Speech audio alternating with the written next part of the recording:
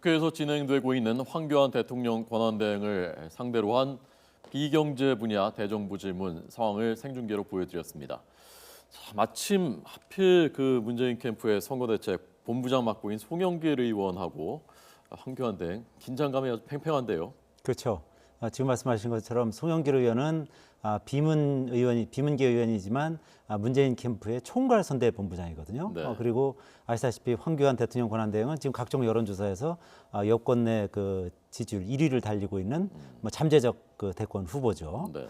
어쨌든 팽팽한 긴장감 속에서 지금 질의와 답변이 오고 가는데 특히 지금 보셨겠습니다만 대통령 선거에 출마하겠느냐 그런 부분에 대해서 그 황교안 대행은 주어진 직무에 최선을 다할 뿐이다. 그리고 직무 외에 다른 생각은 현재 없다. 이렇게 얘기를 했습니다. 그러니까 간접적으로는 출마에 크게 생각 없다. 이런 그 뉘앙스로도 들릴 수는 있습니다만 네. 어쨌든 딱 부러지게 긍정도 부정도 하지 않는 그런 스탠스를 이제 계속 유지하고 있는 그런 상황이라고 할 수 있겠습니다. 네, 왜 출마하지 않는다는 말을 하지 않느냐라고 하니까 하여간 오늘은 또 하지 않았고요. 대답하지 않았고요.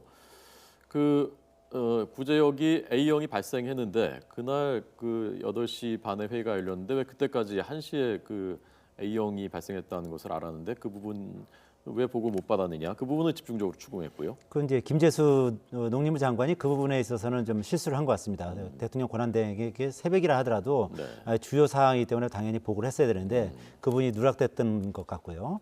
더군다나 이번 같은 경우 이제 구제역이 처음으로 A형, O형 동시에 발생한 거 아니겠습니까? 그리고 지난번에 이미 그 조류 인플루엔자 때문에 상당한 피해를 지금 입고 있는 상황이고 거기 엎친 데 덮친 격으로 이제 구제역까지 발생을 했기 때문에 전반적으로 이런 그 재앙에 대해서 대응이 부실한 거 아니냐 이런 평가를 받고 있는 거 아니겠습니까?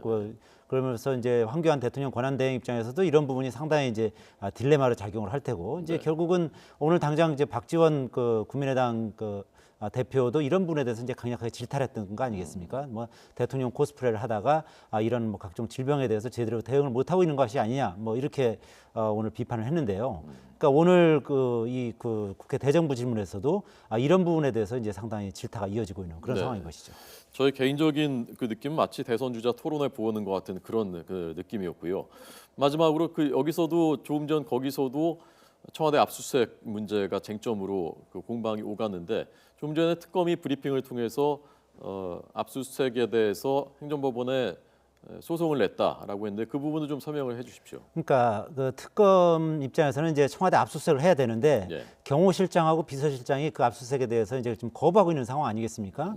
형법상 국가 보안 시설이기 때문에 압수수색을 허락할 수 없다. 그런 입장인데 그런 어떤 압수수색을 불허하는 부분에 대해서 그 불승인 처분을 취소해달라는 내용의 소송을 행정법원에 제출하겠다는 겁니다. 그리고 그와 함께 가처분 소송도 함께 내는 건데요. 그러니까 그런 그 불승인 처분을 즉각 정지시켜달라 이런 가처분 소송도 함께 내겠다는 것입니다. 그러니까 만약에 법원에서 그 불승인 처분을 취소하라고 이제 즉각 그 가처분 신청을 받아들인다면 청와대 입장에서는 법원의 명령까지 거부하면서까지 이 압수수색을 거부하기는 쉽지 않은 상황에 빠질 수가 있는 것이죠. 거부할 수 없는 거죠, 법원이. 그렇죠. 이제 그런 부분을 노리고서 이제 이 특검 입장에서는 그 본안 소송과 함께 가처분 소송을 이제 동시에 제기한 것이죠. 네. 그러니까 지금 원고는 특검이 이 소송은 원고가 특검이고 피고는 청와대 비서실장, 경호실장이 되는 이 소송 국가기관을 상대로 한 거니까 행정법원에 낸 거고. 그렇죠. 얼마나 걸릴까요?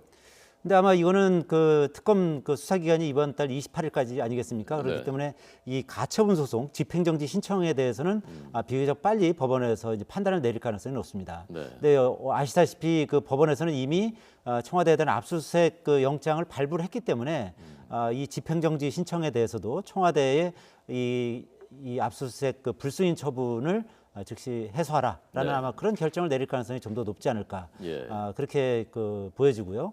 특검에서도 이 부분에 대해서 이제 고민을 많이 했던 것 같습니다. 행정소송이라는 것은 아시다시피 국가기관을 상대로 이제 행정소송을 내는 것인데 과연 청와대 경호실장과 그리고 이제 비서실장이 국가기관이라고 볼 수 있는 것인지 이제 그런 부분에 대한 좀 논란이 있었는데 여러 가지 그 법률 검토 결과 충분히 소송의 대상이 될 수 있다 이렇게 판단한 것으로 봅니다.